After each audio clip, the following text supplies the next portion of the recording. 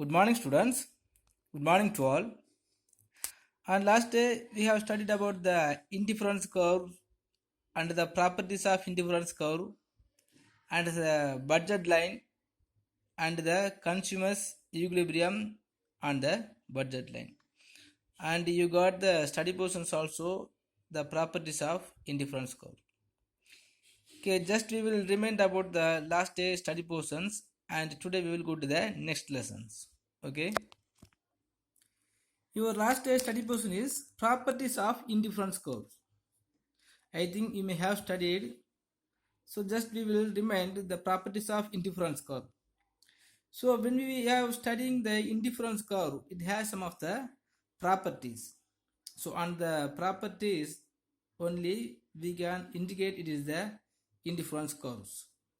So one indifference curve must have these all properties.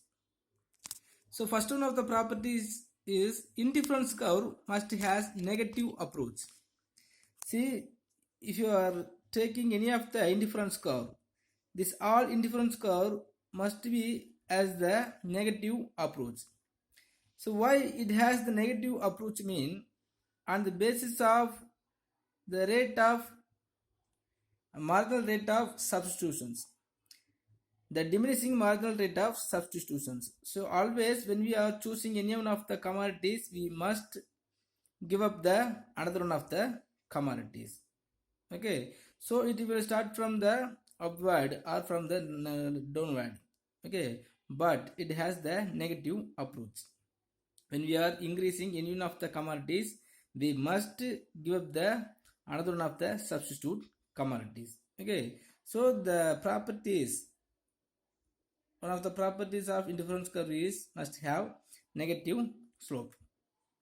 Next, indifference curve are convex to the origin. So this is also on the basis of the same things. So on the basis of the diminishing marginal rate of substitutions. The indifference curve are not only negatively sloped but are also convex to the origin. The convexity of the indifference curve implies that not only the two commodities are substitutes for each other, but also the fact that the marginal rate of substitution between the goods decreases as a consumer moves along in indifference curve. So whenever the consumers increase or decreasing between these two commodities, it will create or it will form the convex or to the origin. Next, indifference curve cannot intersect each other.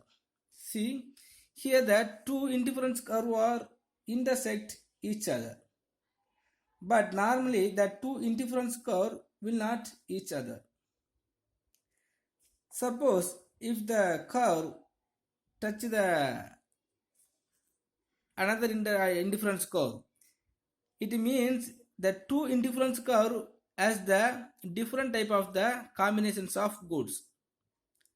So normally every indifference curve will implies the focus or locus on combinations of two commodities which has giving the same level of satisfaction.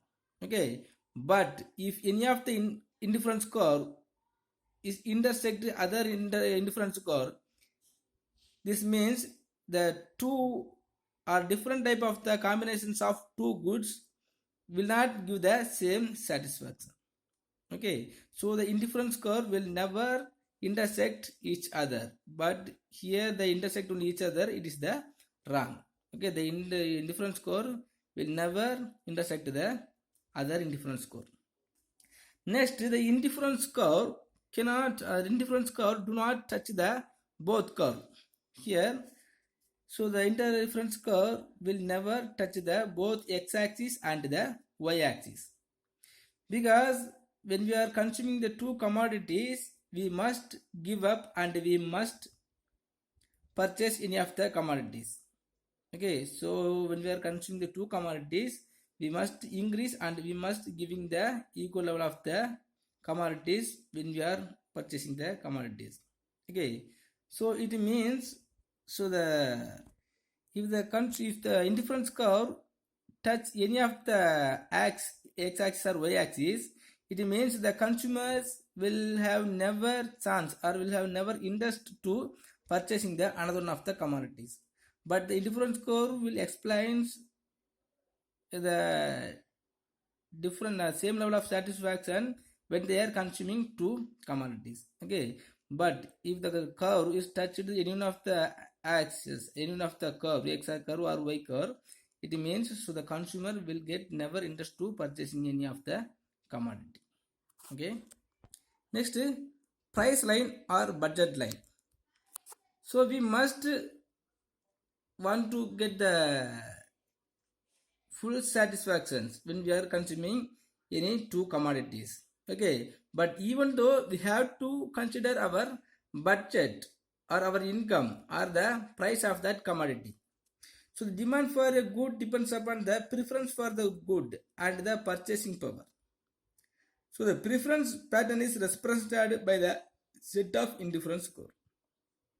The purchasing power depends on his money income or the price of the goods. So here we have some two type of the places. So below this budget line, if you are select any of the indifference curve, it has enable to purchasing the commodities, but it will not give the more satisfaction by having our sufficient level of the budget. Suppose if you are consuming more commodities above the budget line, it is not possible because the price of that commodities may be higher. So whenever we want to go to the purchase line and select the indifference curve, so we must considering the budget line also. Next, by using the budget line, how can we find out the consumer's equilibrium? So here the four indifference curves are there and one of the budget line also is there. Okay, as a rationalized consumers will be select the indifference curve 3 because indifference curve 3 only will tangent to the budget line. So within their budget line, they will get more commodities which has more satisfaction or the same level of the satisfaction goods. Suppose if they are selecting or this much amount of the commodities if they are bringing, they will get some remaining amount of money as a savings. But here we are studying to get the satisfaction level when we are purchasing the goods. So like the same times, so they will never select the indifference curve 4 because their budget line will not suitable to purchasing the commodities. Okay, so when we are selecting the indifference curve 3 on the basis of their budget, they will get two type of the goods and they will get maximum level of the satisfaction. Okay student, then next third chapter. So the third chapter is production analysis. So production is a process of using various material and immaterial inputs in order to make output for a consumption. If you want to get decide to consuming any of the commodities, the industries will be produce some of the goods and services, right? But if you are considering the meaning of productions, what we will think? What's the meaning of production? So production is the process of using various material and immaterial inputs in order to make output for consumption. If you want to produce any of the finished commodities, we must input such as more raw materials. If you want to bring a car, we must input the motor and the engines and the lubricants, oil, petrol or some things. Otherwise, just if you want to produce a cloth, we must bring a raw material of cotton as a inputs. After that only we can get a finished commodities. So after making a finished commodity only, we will ready to consuming that commodities. Otherwise we can able to consuming that commodities after became the inputs as a finished product. So the production is a process of using various material and immaterial inputs in order to make output for consumption. So not only that, the production process creates the economic well-being. Economic well-being means if there is no productions, so the peoples will never try to improve their economic activities, because normally all the persons must be in the need of having the basic necessity of life. After after obtaining the basic necessity of life only, they will get the wants to consuming the comfort goods and the luxury goods. Okay, by creating the well-being, whenever the on the basis of the human wants, if the production is increased, so whenever the production has been increased, so on the basis of increasing the amount of productions only, the well-being of human also be increased. Otherwise, if there is no productions, mean what will happen? Just to think yourself, there is no production means there is no supply of commodities, and there is no employment opportunity, and there will be no economic creations, and there is no innovations. And what are the major concepts will be coming from the productions? Everything will be stopped. So the production process creates the economic well-being. So the satisfaction of needs originates from the outputs. So when the human wants will get more satisfaction, mean after consuming the produced product only. If you want to purchasing any of the car producer must be produced as the finished product. If he is not produced the car, we will never purchase the car, and we will never operate, and we will never get the consume. So the satisfaction of needs originates from the outputs. If the producers complete their production process, and if they are supplied the commodities into the market only, we can consuming that commodities. So when we are consuming that commodities only, we will get the satisfactions. Okay, so the satisfaction of needs originates from the output. If there is no outputs, we will never get satisfactions. After that, we will never get any further wants. So the production is the result of completion of 4 factors of productions. So when we are studying the production process, so the 4 factors of productions also is there. So what are the factors of productions mean? The land, labor, capital, and organizations. If you think yourself or just you think, so without any of these 4 factors, we cannot produce anything. For example, land. If there is no land, can we produce any of the commodities in this agricultural sector? If you are deciding in this agricultural sector, if there is no land, we will never produce anything. So like that, labor also. If there is no farmer, then who will cultivate, who will seeding, who will cropping? So no work will be happen except the labor, without the labor. Next, capital. So the land and labor is also existing, but there is no capital to purchasing the seeds and fertilizers and making the irrigation facilities. What will happen? So there is no productions. Next, organizations. So everything, even if 3 factors are there, so one of the organization is important. Organizations mean, so we can assume as a business organizations or a market. So the by using the land and capital, the labor is produced the rice or some of the crops. So how the crops is going to the market? By the way of organizations. So the organizations only have to take the effort to transferring the produced commodity from the producer to consumers. So the organization is also very much important.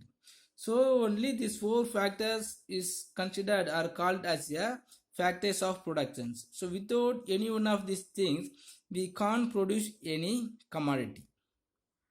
So only the 4 factors are called as a factors of productions. You should never forget The factor of production means the land, labor, capital and organization. So, but in economics, the production refers to the creation or addition of value. How one inputs will get the additional value when you have the raw materials. The value of raw materials may be very low, but if the raw materials became as a finished product, the value of the product will be increased higher. Okay, just if you have the raw material of cotton, the value of cotton is just nil or very low. But if the cotton is became as a silk or any of the dresses, so the value of dress will be became as a more. Okay, so the production refers to the creation or addition of value. So it will be creating the value. When any of the commodities is being as a inputs, it has no value. But the same inputs became as the finished product or any of the commodities, it has the value. So the production may be at very important. So the scale of production influences the cost of productions. All manufacturers are aware that when the production of commodity takes place on a larger scale, so they stand to benefit from the resulting economies of scales. Next, the features of productions. So we have studied the factors of productions. The four factors are there: land, labor, capital and organizations. So the factor of productions means the resources used in the process of productions of commodities. Some of the sources are going to use to produce the commodities. In this sense, we can take these four factors as a sources. If there is no any one of the sources, we can't produce the commodities. So here in this four factor of production, the land and labor is considered as a primary factor of productions, and the capital and organization is considered as a secondary factors of productions, because the capital and organization is a man-made creations, but the land and labor is the free gift of natures. Okay, so and even if there is no capital and organizations, we can produce some of the commodities in agricultural. If in this agricultural sector there is no capital and organization, we can produce some of the crops by using the land and labor. So the land and labor is considered as a primary factor of productions. And not only that, these four factors depends on each other. They have a coordinated impact on production of goods and services. So the land, without land, the labor is no use. Like that, the labor also have to create the capital. So by using the labor and the capital only, we can make the organizations to selling the commodities. Okay, hereafter, first we will studying about the one of the factor of production, that is the land. So in ordinary sense, land refers to the soil or the surface of the earth or ground, right? If we want to say the meaning of land, so land is the surface of the earth, otherwise the soil, otherwise the ground only we will think. But in economics, land means all gift of nature owned and controlled by the human beings which yield an income. Wherever the land is giving the yield or income by using that land, this is called land and is the free gift of natures. It is controlled and owned by the human beings. So even it is the free gift of natures, some of the land will be owned and controlled by human being which yield an income. If any of the land is not giving the income, this land is not considering as a beneficial land. So the land is the original source of material wealth. Land is the original source of all material wealth. why we are considering land is the original source of all material wealth mean. Even in this agricultural sector and the industrial sector, we must need of land to constructing any of the building or cultivating any of the crops. So the economic prosperity of country depends on the richness of her natural resources. So on the basis of the sources of land, one nations will become as a rich or poor. For example, the land of India will not use us or will not bring the oil or gases. Or in other nations, some of the land or the land will have the more oil sources, the petroleum and the petroleum product.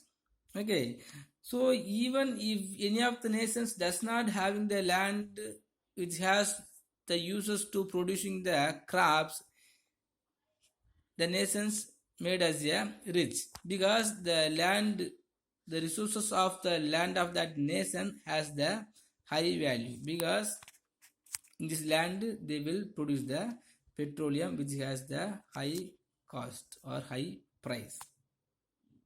So the quality and the quantity of agricultural wealth are determined by the nature of soil, climate and rainfalls. Even if you have the land must be as the more wealth and quality and quality. The agricultural products are the basis of trade and industries. So industry survives on the availability of coal mines or waterfalls for electricity productions. Hence, all aspects of economic life like agriculture, trade and industries are generally influenced by the natural resources, which are called as land in economics. Next, we will see about the characteristics of land. So, one of the characteristics of land is a primary factor of productions. As I told already, so the land is the first and primary factor of productions, because even if the agricultural sector and the industrial sector also must be in need of land. If there is no land, even if you have more rainfall, more irrigation facilities, more fertilizers, it will not be useless. So the land must be needed to construct any of the building to conducting the industrializations. Okay, so the private sector, the agricultural sector and the industrial sector also must be in the need of land. So the land is considered as a primary factor of productions. Next, the land is a passive factor of productions. Land is a passive factor of productions means the land will not do anything. The land will not do anything. We can use the land. The land will not movable and the land will not doing or will not producing anything that self. So we can use the land in multi ways. Okay, so the land is the passive factor of productions. Next, land is the free gift of nature. So no persons can create the land. Okay, even if you have the more talent to produce any of the commodities or all the commodities, so no persons can produce the land. So the land is the free gift of nature. Even if the land is considered as a primary factor of productions, no one produced the land by using any of the commodity. Next, the land is the no cost of productions. The land has no cost of productions. Okay, we can't produce the land, and even though the land has no cost of productions, it is the free gift of nature already, as we told. Next, the land is fixed in supply. Land is fixed in supply mean, for example, if 1 acre land is there mean, within the 1 acre land, how much of product we can produce, it is the fixed one.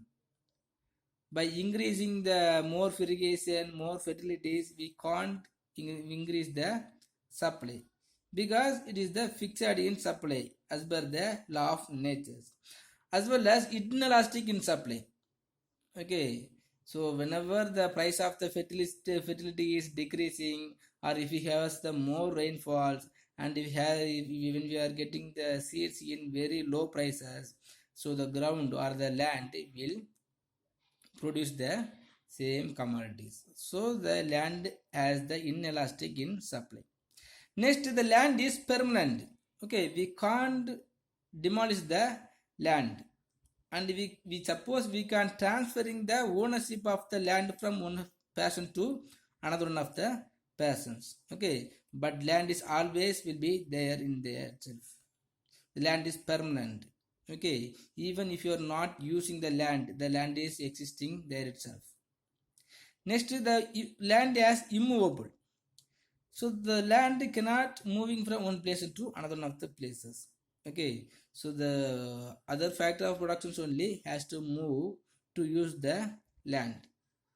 The land will never move from one place to another one of the places.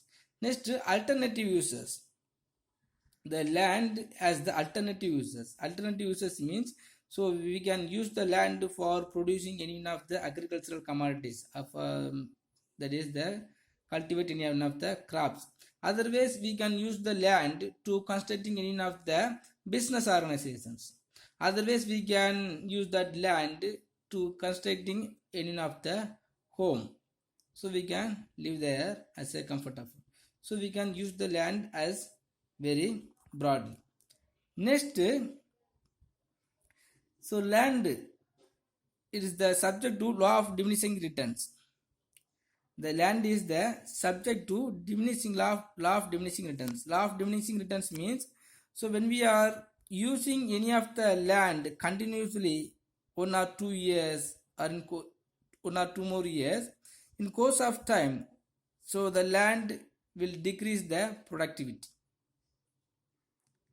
Next, the land is heterogeneous as it is differs in fertilities. So on the basis of the resource of the land, or on the basis of the fertility, the land will produce more crops. Okay, so today we have studied the characteristics of land, and the 8 characteristics are there. If you have any doubt, please ask me, and take your study portions in the characteristics of land itself. Okay, students, thank you.